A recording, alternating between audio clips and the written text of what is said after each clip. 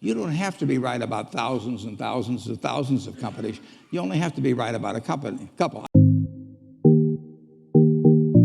I was wondering if you have any stock tips for any of the students. You know, we're all trying to make a little living.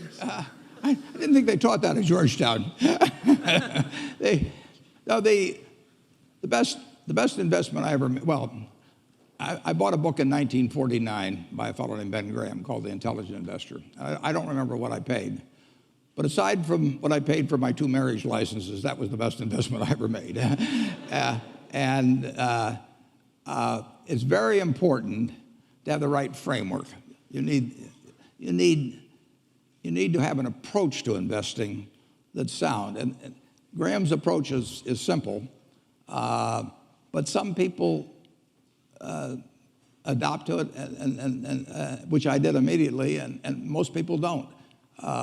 But if you have the right philosophy, you will find opportunities as you go through the next 20, 30, 40, 50 years. And frankly, you're most likely to find them when in periods like 5 years ago when we were having the panic. I mean, stocks sell at silly prices from time to time. Most stocks at one time or another sell at very silly prices. And it doesn't take a high IQ to figure out that they're cheap, but it does take a temperament that's willing to step up and actually act. I tell people, if they're going in the investment business, if you got 160 IQ, sell 30 points to somebody else because you won't need it. I mean, I figured out very early, you don't have to be that smart in this business, which is fortunate, but you do have to have the right temperament. And you have to be able to ignore what other people are saying and simply look at the facts and decide, is this stock which is selling at X worth 2X? And occasionally you'll find things like that. And when you don't find them, you don't do anything. So that's my generalized stock tip, no names. I'll make it simpler. Just buy Bank of America and you'll be set. Yeah. It worked all right for him. Yeah, that's right. That's right. So, Mr. Buffett, in the past you invested in China, South Korea, and Israel. And recently you partnered with 3G Capital and Georgetown University from Brazil over for the Heinz deal. Does this mean, are you tempted to venture into the Brazil market next? I didn't get the question. The question, you did the Heinz deal. The question is, are you going to invest in Brazil next? I don't know where I'm going to invest next. That's what makes my job interesting. I mean, I'm not kidding. I mean, if you went out and played golf and every drive went in the hole, you'd give up. The game wouldn't be interesting. I mean, what's interesting is when you get in the rough and have to come out and a few things like that. So I love the fact that I don't know what I'm going to do next. You mentioned the Israel investment. In 2006, in the fall, I got a letter from a fellow, and I never heard of him, and I never heard of the company he was talking about. But he said, my name is Eitan Wertheimer, and I want to tell you a little about my company, Ishkar. The letter was a page and a half long.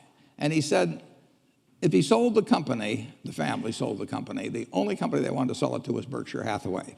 And if I was interested, they'd be glad to come over from Israel and explain it to me. And it just jumped off the page that this was an interesting idea. So I emailed them, and they came over very shortly, and we bought the business. We handed them $4 billion for 80% of a company where I'd never seen it or anything. Eitan kept saying, you got to come over to Israel and see the plants and everything. You won't believe how wonderful they are. And I said, Eitan, I don't go to Council Bluffs, Iowa. You know, I mean, I am doing fine in Omaha. And he said, no, you got to see it. I said, no, I said, we can make a deal without seeing it. He said, well, if you buy the company, will you come and see it? I said, if we buy the company, I'll come. So we bought the company, and I went over there, and it's true. I've never seen plants like this. It was the greatest operation I've ever seen.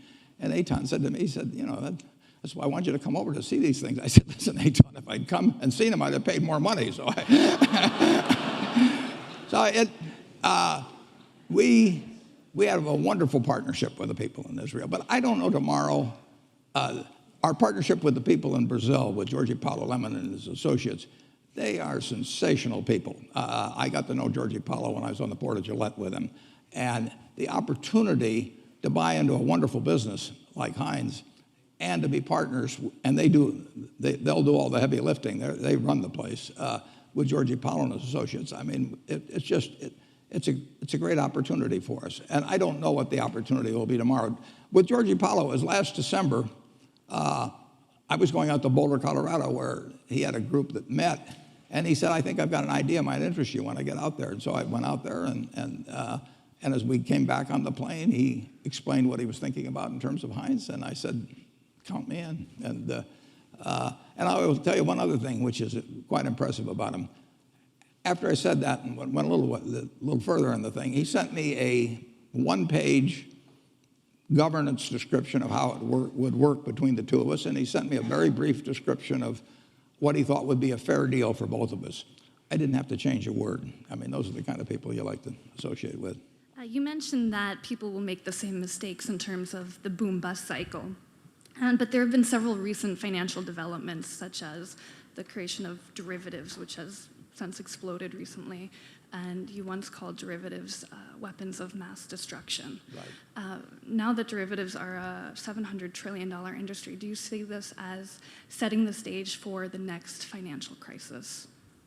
It's very hard to tell. That we've enacted Dodd-Frank, and if you look at what happened in September and October of 2008, there were some extraordinary things done. The Federal Reserve poured $85 billion into AIG, and if they hadn't, our world would be very different.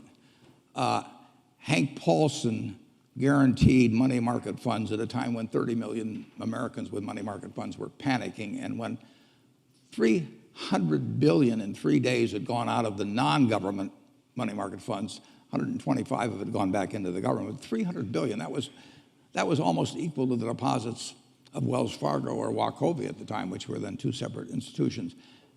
Both of those authorities have essentially been taken. I don't think they can do that under Dodd-Frank. I don't think that Bernanke could do what he did, and I don't think that Paulson can do what he did. When there's a panic, the only thing that will stop it, basically, is when somebody who has the ability and the will says, I'm going to do whatever it takes. And basically, that's what Bernanke and Paulson, and finally, Congress in a kind of a reluctant way, but said to the American public. And you could believe it. If Bernanke said, I'm going to do whatever it takes, nobody knows what Section 13(3) of the Federal Reserve Act is, and it wasn't probably meant to do what he did with it, but he did it. And the same way with they call it the Exchange Stabilization Fund of the Treasury. It was enacted back in 1934. Nobody dreamt it would be used to take care of money market funds. But you had these strong characters who had the ability to print money in the case of Bernanke, and they said, we're going to do whatever it takes, and the president was behind them. That is the way you end a real panic, and I worry actually that Congress doesn't like to give anybody that much authority, and it bothers them that the Fed has all this authority or that Paulson acted as he did in TARP. And I tip my hat to them, and I'm not sure. There will be another panic. Where it comes from, who knows? But when that time comes, the question will be, are the people who have panicked, who have frozen, who have caused the economic engine to stop, will they believe and come right back and be doing something? And I'm not sure whether what's been enacted is a plus or a minus in that regard. Regardless, the country will come through. But it's very hard to write regulations that will keep people from acting foolishly, particularly when acting foolishly has been proven very profitable over the preceding few years. It's just the way it works. Humans, they all think they're Cinderella at the ball, and they think, as the night goes along, the music gets better and the drinks flow and everything, and they all think they're going to leave at 2 minutes to 12. And of course, there's no clocks on the wall, and they're still dancing. So it'll happen again. But buy when it happens. United States government's revenues that there is now. That wasn't the case a few years back, but it's 80 or 90 billion a year probably. And it is under no pressure, none whatsoever, to have to deleverage. So it can pick its time, and if you have somebody wise there, and I think Bernanke's wise, and I certainly expect his successor to be, it can be handled. But it is something that's never quite been done on this scale. It'll be interesting to watch. No, it will be, and we've seen the lesson in the market moving ahead and back just based on the last 30 days. So I think we're going to take one more question, and then from the next student. Hi, Mr. Warren Buffett. My name is Xueli, and I'm from China. I'm currently a graduate student in Georgetown. My friend, Dennis Zhao, and we are both a very big fan of you and your friend Charlie. And we read his book, which is very interesting. He had this whole system of criteria on how to evaluate a company. It's all very confusing, but he said that Warren and I are always staying away from the industries we don't know. So you have candies, railways, and Coca-Cola. But now the world is changing, and we are living in a new era. The business models are changing. The B2C platforms, everybody is shopping online. Maybe in a few years, everyone is going to pay with their iPhones, and Bank of America no longer issues credit cards. So non-profit is a new model, and So what's a dinosaur like me going to do? Yeah. yeah, there are just so many things you don't know about. He'll take out his flip phone and show you, so he's not going to be one This of is my new one. What? It's going to take. I just turned in the one Alexander Graham Bell gave me. But,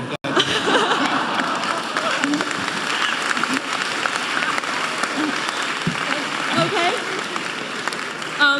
So the question is, the business models are changing, the world are changing. The new technology, they're changing everything. There's no way you can just stay out of it and stay with the traditional. Now, for the private investors, especially in the venture capital industry, what would you think is the most important thing, the key in evaluating a company?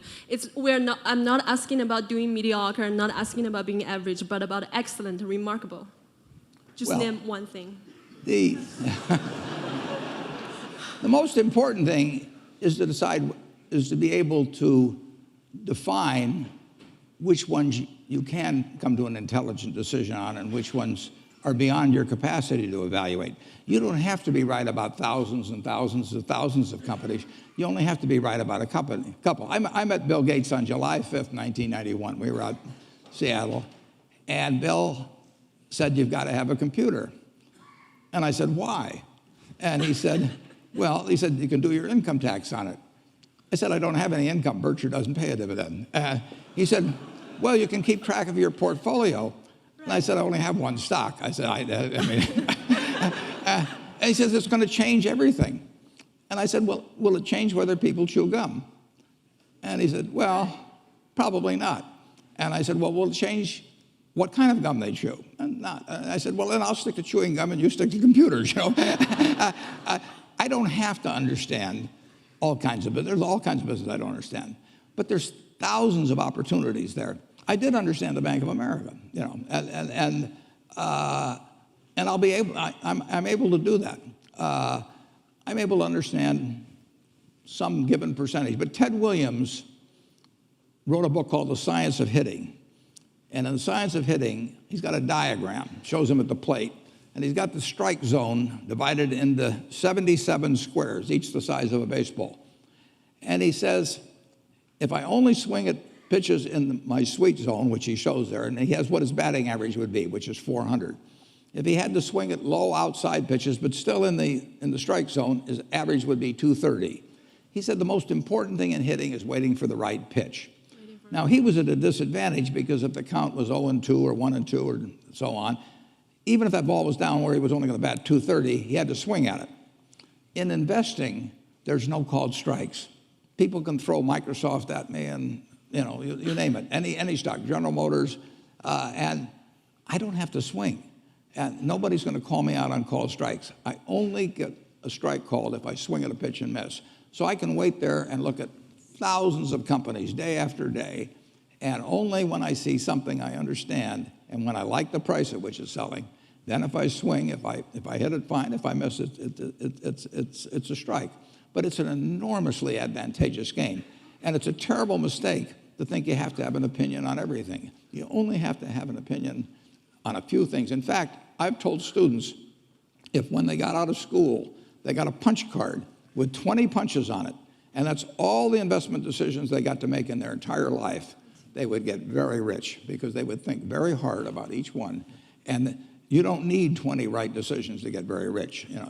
4 or 5 will probably do it over time. So I don't worry too much about the things I don't understand. If you understand some of these businesses that are coming along and can spot things on, if you can spot on Amazon, for example, I mean, it's a tremendous accomplishment what Jeff Bezos has done. And I tip my hat to him. He's a wonderful businessman. He's a good guy, too. But could I have anticipated that he would be the success and 10 others wouldn't be? I'm not good enough to do that. But fortunately, I don't have to. I don't have to form an opinion on Amazon. And I did form an opinion on the Bank of America, and I've formed an opinion on Coca-Cola. I mean, Coca-Cola's been around since 1886. There's 1.8 billion 8-ounce servings of Coca-Cola products sold every day. Now, if you take 1 penny and get 1 penny extra, that's $18 million a day. And 18 million times 365 is 7 billion, 3 less 730 billion, or $6,570,000,000. So annually, $6,570,000,000 from 1 penny. Do you think Coca-Cola is worth a penny more than Joe's Cola? I think so. So, and I've got about 127 years of history that would indicate it. So those are the kind of decisions I like to make. And you may have an entirely different field of expertise than I would have, and probably much more up to date in terms of the kind of businesses that we're seeing evolve. And you can get very rich if you just understand a few of them and understand their future.